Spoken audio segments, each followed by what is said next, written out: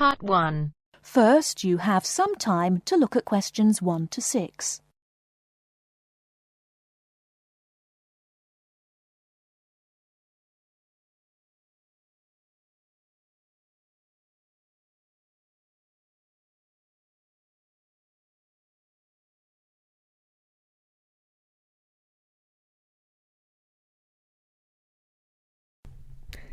Good morning, Towers Car Insurance.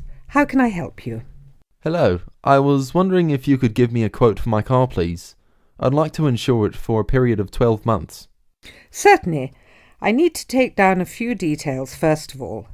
Can I have your name, please? Certainly, it's James Bartolo. Sorry, can you say that again, please? Sure, James Bartolo. That's Bartolo. OK, thanks. And your date of birth? It's the 1st of the 8th, 1973. Great.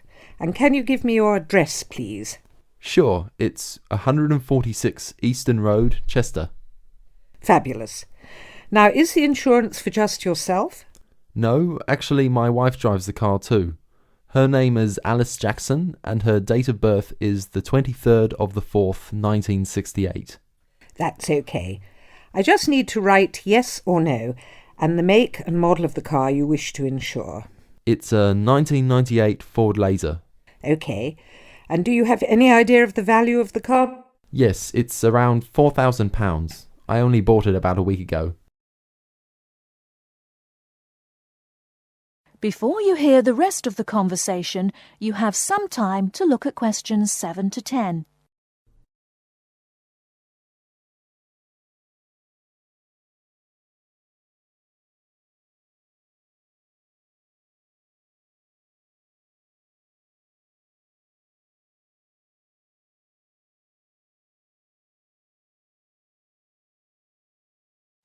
Now listen and answer questions 7 to 10.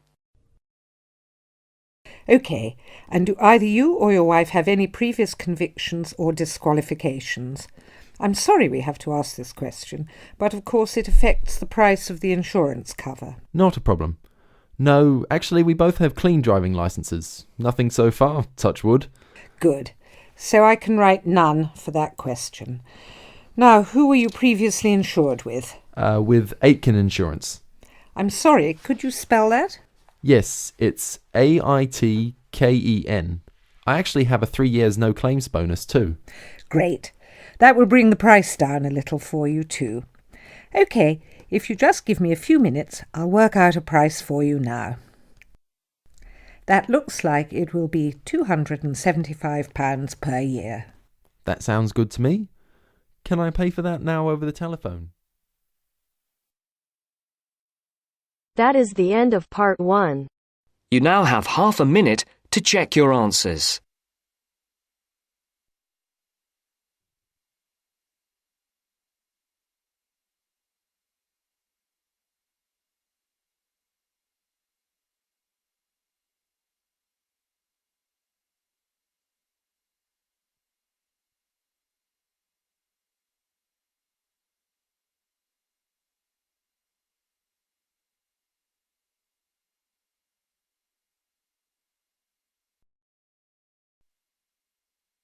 Now turns to Part 2. Part 2. You will hear two students and their tutor discussing a survey project. First, you have some time to look at questions 11 to 16.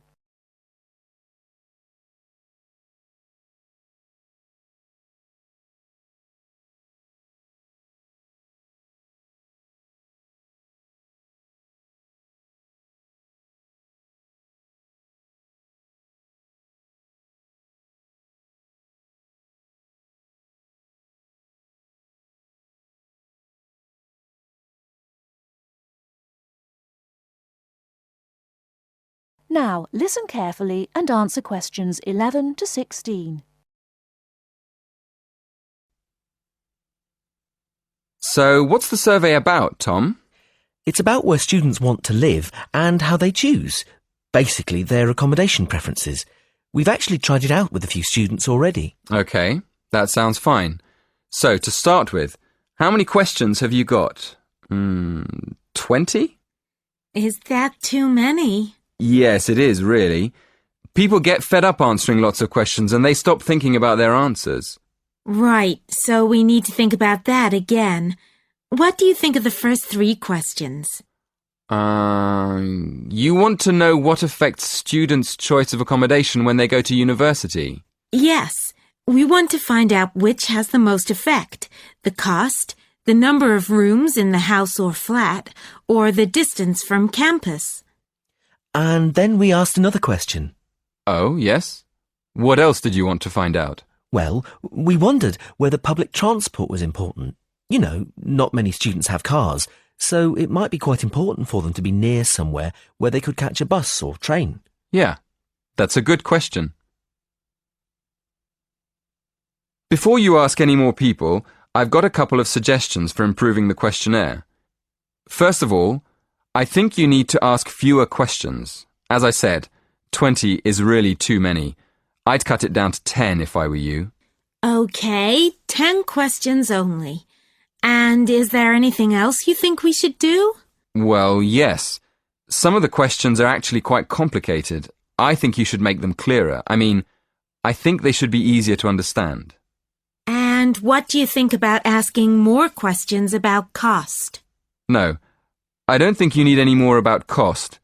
But you could ask a couple more questions about the reasons for students' decisions. So we should ask some more questions with why. Yes, I think you'd get quite a lot more information if you did that. Thank you. Before you hear the rest of the talk, you have some time to look at questions 17 to 20.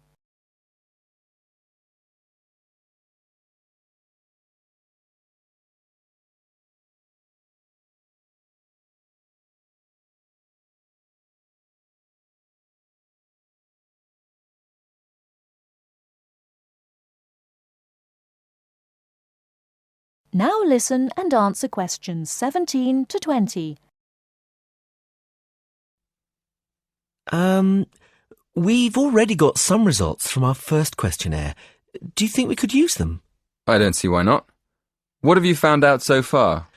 Well, the number of rooms was only important for 16% of the people we asked. It looks like a lot of students are quite happy to share a room, and even fewer people were concerned about being near a bus stop.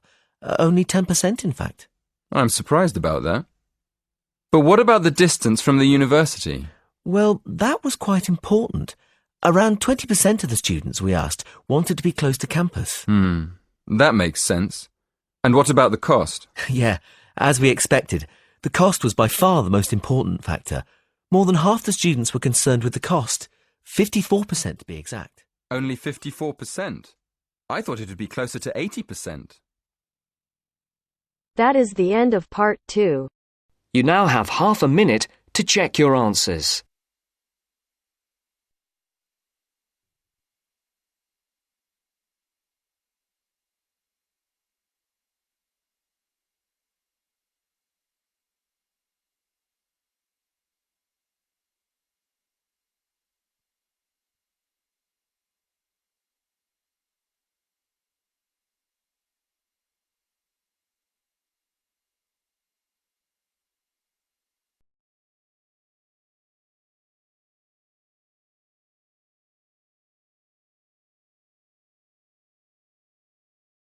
Now turns to part 3. Part 3. You are going to hear the rest of the talk about family history. First, you have some time to look at questions 21 to 25.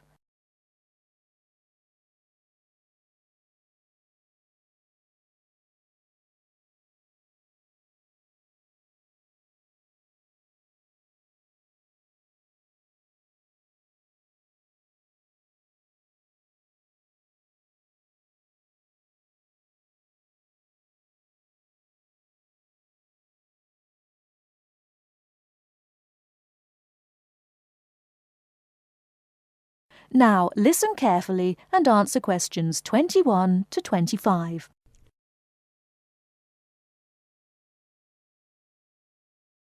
So, that's a few ideas about getting information. But what about methods of recording it? Of course, you can just write down what family members say, but it's even better if you can use a tape, so that you can record them as they're talking. Then you don't have to worry too much about making mistakes. You'll always be able to listen to it again. But whatever method you do use to record information, remember that it's very important to make a note of exactly how you got it. So, if you are using tape, always start the recording by saying the date and the place, as well as the name of the person you're interviewing.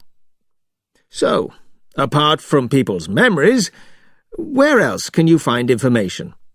Well, there are all sorts of documents, and they can be extremely useful. People keep lots of kinds of documents in the home, like photos or letters or diaries or birth certificates. And some people keep things from newspapers, like obituaries. Obituaries are announcements of a person's death, and they usually contain a lot of detail about that individual, like address, occupation, date of death, as well as the names and ages of the widow or widower and the dead person's children. So, be creative. Look around your home or the home of your relatives for any items that might contain clues, such as these about your family history. Okay? Before you hear the rest of the talk, you have some time to look at questions 26 to 30.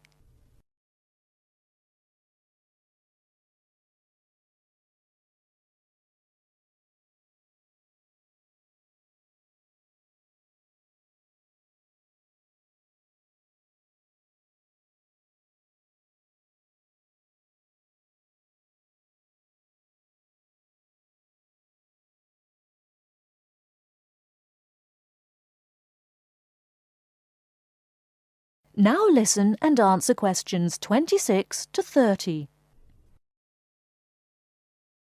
Now, you'll find that you'll collect a lot of information, so you'll need to record it in an organised way. I'd recommend that you use an ancestor chart, like this one here. Can you all see? Ancestor charts act like maps. They link 4 or 5 generations in a family tree, so they're very convenient, and they don't cost anything. You can get as many as you like. You just download them free from the internet. Then you fill them out as you go along, and for each individual you record all the key information next to their full name. It's very convenient. Now, at this point, I'd just like to give you a couple of tips about filling in the ancestor sheet. First of all, I'd advise you to use pencil, at least until you have definite evidence for the information you're recording. Secondly, as well as recording official names, I mean given names, it's worth writing any nicknames down. You know, these are the short names that people call you when they know you very well. And you can show them by using quotation marks. That's ancestor charts, then. They really do save a lot of work. Now, before I show you how to go about confirming the information you collected... That is the end of part 3. You now have half a minute to check your answers.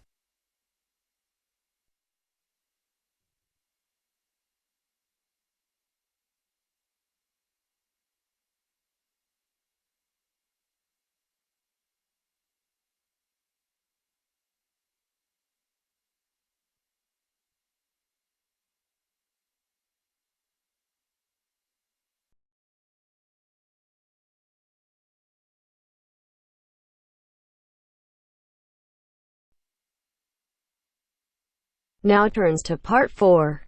Part 4. You are going to hear a talk about the English pubs. As you listen, complete the notes below. First, you have some time to look at questions 31 to 40.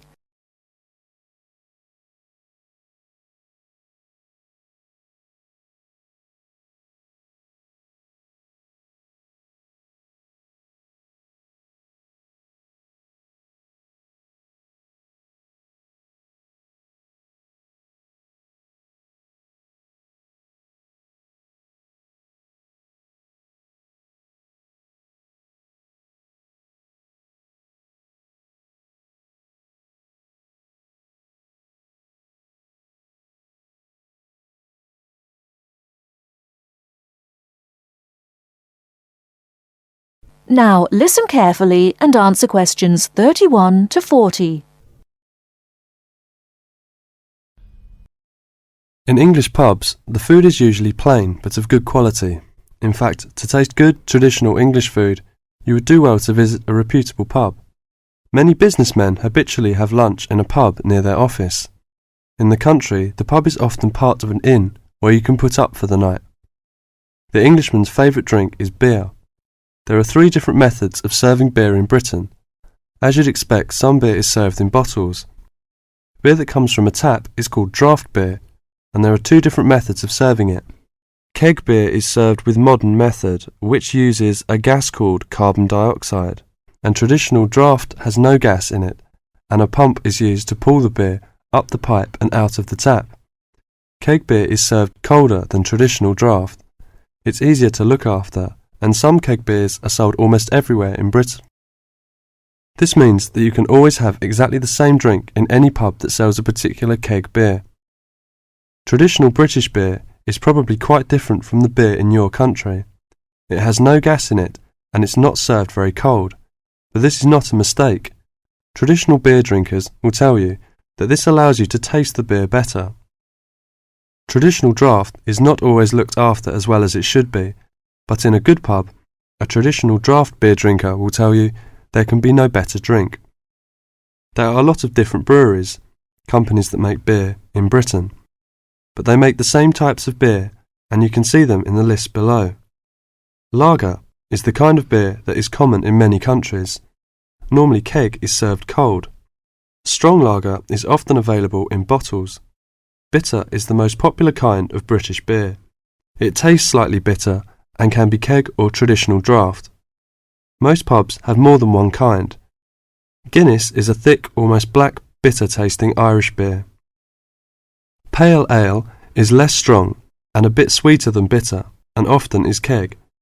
Mild is a fairly sweet beer, often dark, not as strong as bitter. It can be keg or traditional. It cannot be found everywhere. Bottled beers are sometimes served cold. There are several kinds available. For example, light ale like pale ale. Brown ale is a brown, often rather sweet beer. Stout is a very dark beer. Law regulates the pub's opening times. Local variations are possible, but usually a pub is open from 11:30 to 3 o'clock, and from 5:30 to 10:30 or 11 o'clock. Betting is forbidden in pubs.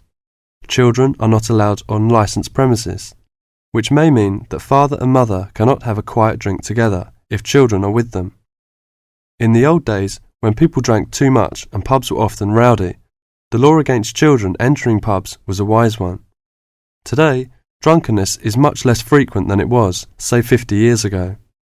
It would be quite wrong to consider the average English pub as anything other than a respectable, friendly place that provides good drink, good food, and a pleasant social atmosphere.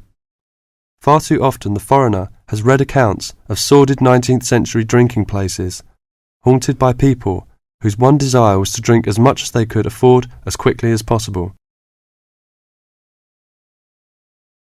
That is the end of part 4. You now have half a minute to check your answers.